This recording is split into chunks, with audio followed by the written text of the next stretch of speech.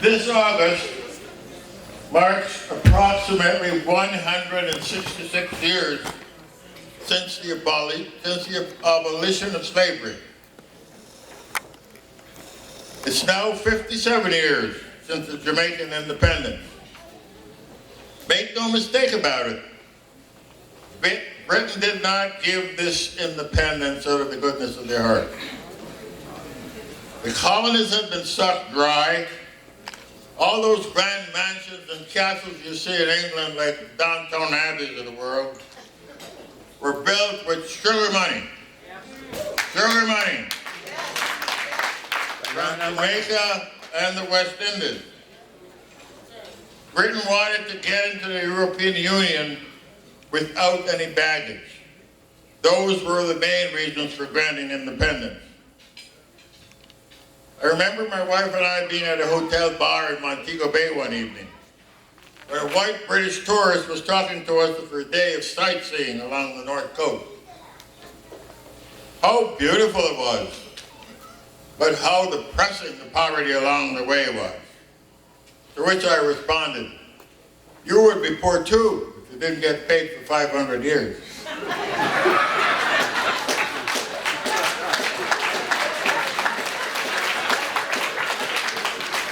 Of course, that ended the conversation.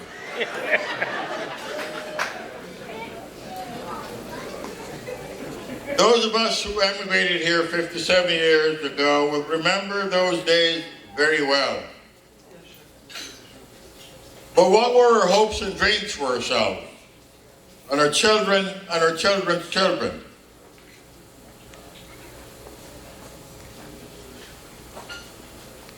We were mostly newcomers, but some here were native-born blacks from Nova Scotia and the Maritimes. We were not sure of our proper place in Canadian society. But in fact, blacks, in most cases unbeknownst to us, had forged a place for us by rights and deeds before we arrived. Because Canada, blacks had fought in every war since before confederation in 1867. It was a black regiment that repelled the Americans at Queenstown Bridge, London's Lane, and Stony Creek in Niagara during the War of 1812. In Canada, blacks had been leaders, pioneers, and trailblazers even before Confederation. The first governor of British Columbia was a black man from Guyana, Sir James Douglas, from 1858 to 1864, and is remembered as the father of British Columbia, son of a Scottish merchant and a black Barbadian woman. In World War I, the number 2 construction battalion was an all-black military battalion made up of 605 black men, most from Nova Scotia, but some from New Brunswick, Ontario, and the Prairies. Also some from the United States and the Caribbean. In fact, there's a plaque to their memory in the main hall of the Ontario Legislature at Queen's Park.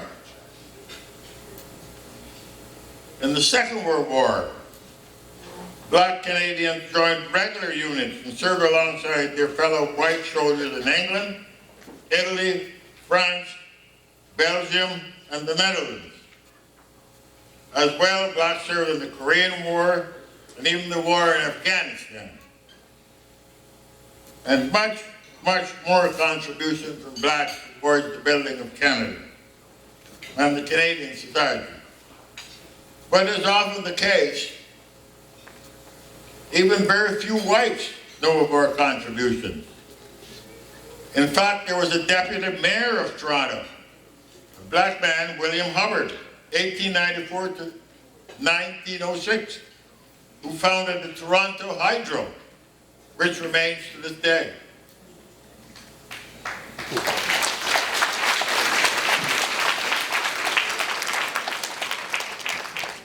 So 57 years ago, We were in a strange land with the same hopes and dreams for our children as all immigrants have. What were the realities? We had very few self-employed or entrepreneurs among us. A few professionals, nurses, doctors, lawyers, probably no female lawyers at all. I can't remember any. We had a few teachers. We had 0 judges, and there was still very limited immigration. In fact, people like the Honorable Dr. Jean Augustine came to Canada as a domestic worker, because at that time, it was one of the only ways to get into Canada aside from getting a student visa. It was when we got pushed around by cops before there was very little due process for us. Finding places to live was challenging. I was told to my face by a landlord, "I don't write the black, sorry." Those were challenging, if not non-existent. Political representation was non-existent.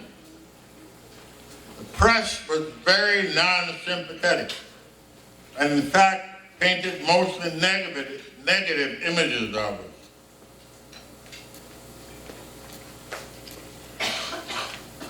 So now, 57 years later, we have judges on the Superior Court and even the Appellate Court.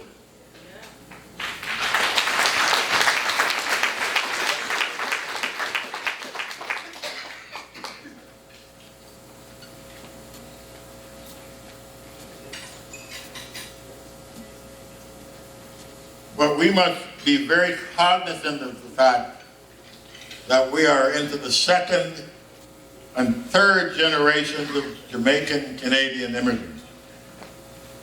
Jamaican Canadians who were born here. A generation that, as much as we would like them to be, are somewhat different from us. But let's hope that we, as parents and proud parents, will say, born of us to excel us. Let's hope the new generations excel us. And these new generations, let's hope they excel us, and they are. And these new generations develop and become assimilated. How important is it for the JCA and indeed parents to help maintain a connection to Jamaica? And how do you do it? Is it music and food?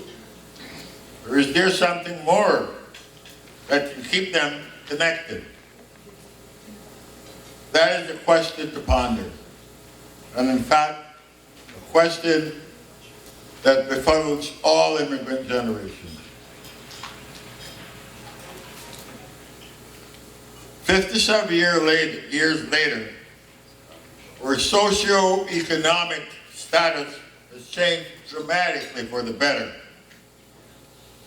Today we have not only teachers, but school principals, university professors, school superintendents, not just lawyers, but judges, male and female, even judges on the appellate court. We have the formation of the BBPA in 1982,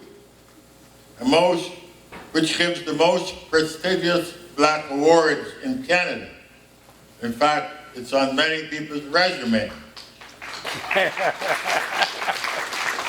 And it's considered the Black Nobel Prize of Canada. Through Flow 93.5, or performing artists like Drake and Weekend have been able to move from their basement and garages into the mainstream. Or Jamaican Olympian athletes such as Donovan Bailey, Ben Johnson, Harry Jerome, PK Saban have excelled beyond belief. We have substantial entrepreneurs, owners of companies on Bay Street.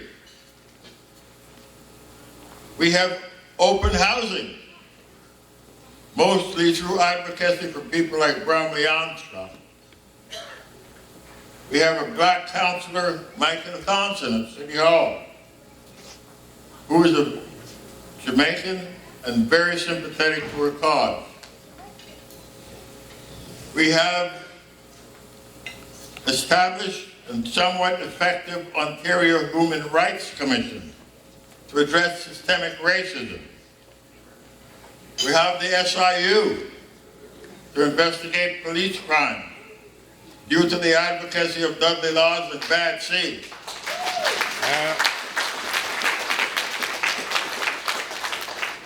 Before the advent of this, I was counting them today, I counted 18 police murders between 1979 and 2005 with no redress.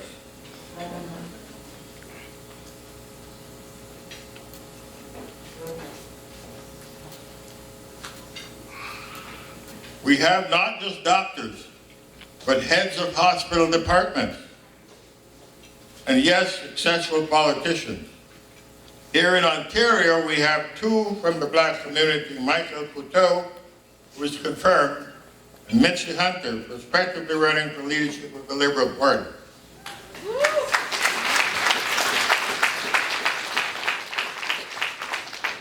Which is another reason for us to get involved in the political process. We wanted to be taken seriously as a community. However, with all the progress made, there are challenges remaining.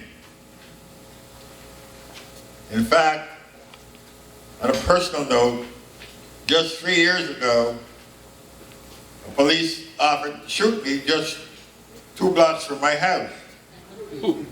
And I will read the passage from my book. After there was an investigation, and the police themselves in their report said he gave them 2 different stories and he had his speaker turned out. I'll read from my book.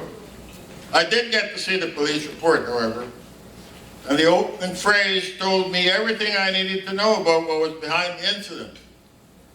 The report began with the complainant, a 77-year-old Jamaican immigrant.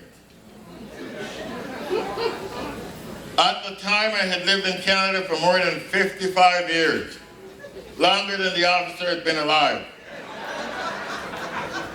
And I had been a citizen for almost 50 years. If I had been a white man, my origins would have been irrelevant. But a black man, by definition, had to be identified as the other, not as someone who had been in Canada for half a century. I was forever a Jamaican immigrant. That is why he could threaten to put a gun to my face and then lie about it. Who would believe a Jamaican immigrant? So, that's my reason for saying, with all the progress made, there are challenges remaining.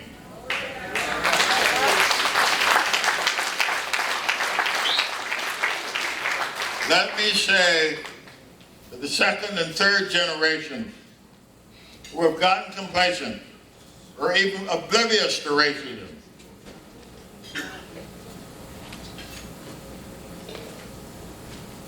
be aware, it's always there under the surface. Very, very few can accept you as their boss at work. In fact, I was reading today about Madame Bonnie, who is now head of the Children's Aid Society. It wasn't long, a black woman. It wasn't long before they're trying to get rid of her. So maybe it's the responsibility of established second and third generation Canadians to give a boost to other immigrant communities. It is not altruism. There is also a self-interest, especially in the climate created in the U.S. by their political leaders and the rhetoric espoused by some of the Canadian political leaders.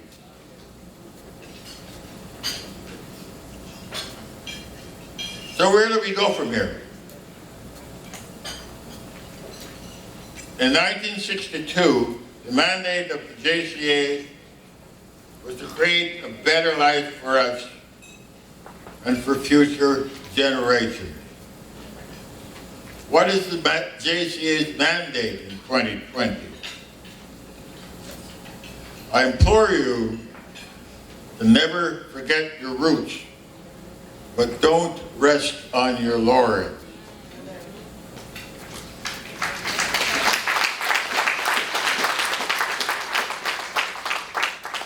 I would like to commend, finally, thank, and congratulate the men and women who currently hold the reins at the JCA and for giving guidance to our young people. In these days of the internet, so much direction of their lives and reassurance of their place in society is necessary to give them self-confidence and a sense of purpose. Thank you for your time.